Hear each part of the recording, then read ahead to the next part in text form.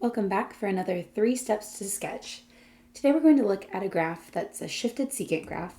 And here's its equation, y equals negative secant of pi x plus 2pi minus 2. So you can clearly see the shifts in the equation. We have our horizontal or phase shift happening. We see the plus 2 pi, so that's where we'll look to determine our phase shift, or part of where we'll look. And then the minus 2, that's going to be our vertical shift down 2. So we'll analyze both of those in a lot more detail as we dig in. All right, so here is our outline. As a reminder, step 1, we're finding our companion equation and all of the essential information we need. And remember, a companion equation is simply just going to be our reciprocal equation. In this case, since we're trying to graph secant, we'll be looking at the companion cosine. And we do this because it's likely if you're trying to graph secant, you've already learned how to graph cosine. So we'll rely on that, on our solid foundation there. So that's step 1. Step 2, we'll plot that companion pattern lightly and take care of the shifting. So both the shifts we said we have, phase shift and vertical shift. And then in step 3, we'll create the reciprocal graph from our companion intermediate, and then we'll sketch in the graph and repeat. All right, so to start our graph, we go with step 1. We'll find our companion equation and all that essential information. So remember, we said our companion equation here is the reciprocal cosine, so just rewrite your equation and replace the secant with cosine. So our companion equation is y equals negative cosine of pi x plus 2pi minus 2. And now we start the breakdown for our essential information. So our base graph for this companion cosine, we need to find a, which is just the coefficient in front of cosine. So that's a negative 1. And whenever I have a negative here, I know this is going to indicate a vertical reflection or a flip over the x-axis. I like to just put a star on my step 2 so I remember that it's the flipped basic pattern for cosine. That also tells us our amplitude is unchanged from the parent except for that flip. It's an amplitude of 1. So that'll help us set those companion pattern points. B is simply going to be our coefficient of x. In this case, it is pi. And that tells us how many cycles of our graph should happen between 0 and 2 pi. It's a little strange when it's in terms of pi, but that just means a little more than 3 cycles should happen in that space between 0 and 2 pi. All right, we also use b to calculate the period. For cosine and secant, that's 2 pi over b. So 2 pi divided by pi, of course, 2 pi divided by pi is just going to be 2. So that's the length of one horizontal cycle. And now we can use this to determine our scale labels and how we want to label our tick marks. For the horizontal scale, I like to take the period and divide it by 4. And I do that because the companion pattern has 4 key points. And so it just helps everything align nicely as you set that first intermediate graph. So take that period and divide by 4. 2 divided by 4 is going to be just 1/2. And that's how we'll label horizontal axis. And then our vertical scale, usually 1 works well. Look to that value of a, see if it makes sense. And in this case, it does. 1 will work nicely with a negative 1 value for a. All right, so let's take a moment and get our grid labeled. So start with that horizontal axis and count by 1/2. So we have 1/2, 1, 3/2, 2, 5/2, 3, 7/2, 4. And now we'll label the negative side of this axis similarly. So negative 1/2, negative 1, negative 3/2, negative 2, negative 5/2, negative 3, and negative 7/2, negative 4. Make that look a little nicer. All right, and then we'll just label our vertical axis quickly, counting by 1s. All right, and now we have our grid all set up and we're ready to determine our shifts.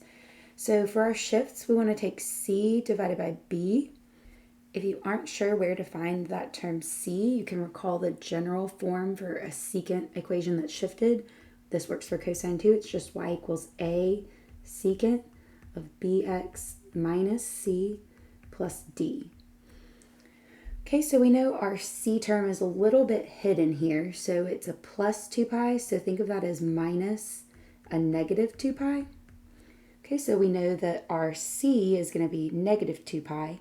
We know that our b is pi, so we have negative 2 pi divided by pi, and our shift horizontally, or our phase shift is sometimes is what you hear, is going to be negative 2. So it's going to be 2 units to the left. And with the grid we have set, notice that that's going to be 4 horizontal grid units to equal 2 units to the left. All right, and then D, of course, we see that in that general form. It's tacked on kind of at the far end, far right, and it also is going to be -2, and that indicates we're going to go down 2 units. All right, our last bit of analysis before we get into graphing, I always like to find the asymptote generating equation for the final secant graph. And I do this because it's a nice way to already have that. And then when the graph is formed, you can double check that everything is accurate and kind of matches. So to get this asymptotes equation, all you have to do is take your inputs of your secant function. So that's here. So it's πx plus 2π. So take those and set them equal to the parent asymptotes for secant graphs. And remember, that's wherever cosine had its zeros, if that helps you. And that's at π/2 plus πk, where k is an integer. So once you have that set up, all you need to do is solve for x on the left side. So let's first start by subtracting 2π from both sides, and we only subtract it where there are like terms, so that πk term is not affected by this. So on the left now we have just the πx, and π/2 minus 2π is going to be -3π/2. Get a common denominator there if you need. And then we have plus πk. All right, now we just need to isolate the x by dividing pi. So divide pi, every single term there. And I'm going to write our final answer in the asymptotes blank. So x is going to be equal to -3/2 plus 1k. So if you want to know where your asymptotes are going to happen, all you need to do is plug in different values for k, and remember different integers for k. So for example, if k is 0, we see simplifying that there should be an asymptote at -3/2. Let k equal 1. Simplify, you should see another asymptote at -1/2. You can let k equal to -1. There should be another at -5/2, and so on. So hopefully that helps you see how this asymptote generating equation works. It's a quick, easy way to find the asymptotes for an equation. And like I said, it also helps us double check our answer, our graph at the end. All right, so now all of the hard work is done, all of the analysis is there. We're ready for step 2, where we plot our companion pattern and take care of the shifts. So remember, our companion pattern is just going to be from that companion equation cosine. We have this star to remind ourselves that it's going to be the vertically flipped pattern. So instead of starting out with a maximum for cosine, we'll start out with the minimum. And the pattern will go minimum, x-intercept, maximum, x-intercept. And we're going to do this really lightly so that we can have this before we shift it, and then we'll even graph the shifted one lightly so that step 3, our reciprocal graph that we create, is our clearly finished graph. Okay, so first starting out just plotting our companion pattern, we start out with our minimum. It's a reflected cosine, so it's going to be a y-intercept. Look to that a value of -1. So lightly here, I'll do light blue. At the first horizontal tick mark to the right, we'll have an x-intercept. Next tick mark, we'll have our maximum. So at 1, notice that's just the opposite value of a. That's how you get that y-coordinate. And then we have another x-intercept. Remember, we get to use the horizontal tick marks here as our guide for these key points in our companion pattern, because that's how we designed it. We took our period, we divided by 4, so it'll be nicely spaced like this, and we can use it to our advantage. All right, so that's the companion pattern. If you like, sometimes I like to put in the minimum that would be the next one to start the next cycle. It just helps kind of visualize that cosine curve. And now we take care of the shifts. So for each of these first points that we've plotted, we're going to take them left 2 units. So that's 4 horizontal tick marks to equal 2 units. And then we'll go down 2. So that's 2 vertical grid marks. All right, so starting with the one on the y-axis, move left 2 and down 2. So I'm going to put an X here to show you where that point went. All right, go to the first x-intercept, move left 2, down 2. The maximum, left 2, down 2. The next x-intercept, left 2, down 2. And then that first point for the next cycle, left 2, down 2. That'll be our new y-intercept. All right, so now we have our almost finished graph. We're ready for step 3 where we create the reciprocal graph. Then we'll sketch it in and repeat.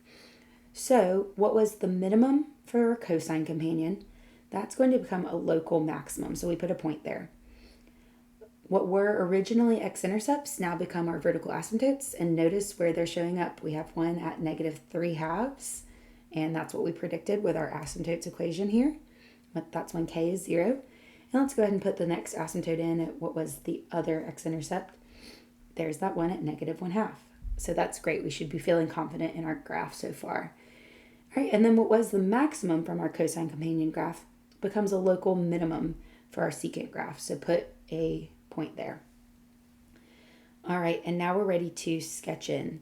So we're going to kind of sketch a broken cycle of secant first. So we know the curve follows the asymptote like this.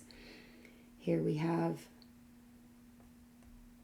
an uninterrupted curve of secant hitting that local minimum. And then I like having this point here. This becomes another local maximum. And you can see we have one cycle of secant here. This is one cycle of our graph.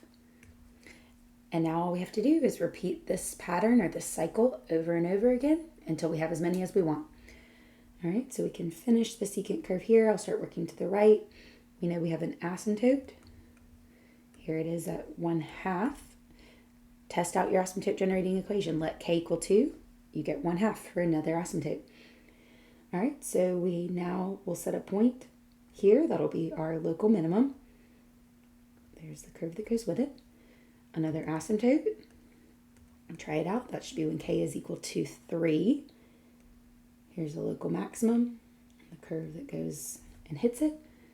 When k is 4, we get an asymptote at 5/2. Put another point for another local minimum. And so you get the idea here. We're just sketching in the pattern over and over and over again for as many cycles as we need. All right, and you can work the other direction as well. So finishing out that secant curve. So I just showed the one in green. I wanted you to see the original secant cycle that I was graphing. But of course, all of these are cycles of secant. All right, that asymptote there should be when you let k equal -1. That's when we tested earlier. All right, just a few more here. Let k equal -2. You should get an asymptote at -7/2. And finally, here we go. So a really nice sketch of the graph of y equals -secant πx plus 2π minus 2. I hope this helped you feel confident in graphing shifted secant graphs. Be sure to check the links in the video description. There will be links for a ton more examples for secant, but also for graphing all of the other trig functions. So check those out, and thanks for watching.